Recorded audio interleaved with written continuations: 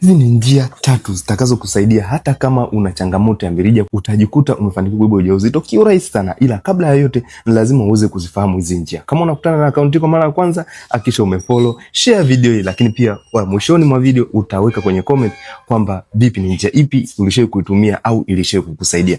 Jambo la kwanza ni kufanya IVF au kwenda kupandikiza ujauzito. Yani kama kweli upo kwenye ule uhitaji wa kubeba mimba, ni vizuri zaidi ukaweza kwenda kupandikiza kama mirija itaonekana imeziba, kwa sababu hii ni njia ambayo huwa ni ya kawaida na imeweza kuwasaidia pia wanawake wengi. Ila changamoto ni kwamba kwenye gharama ndipo wanawake wengi wanajikuta wanakwama.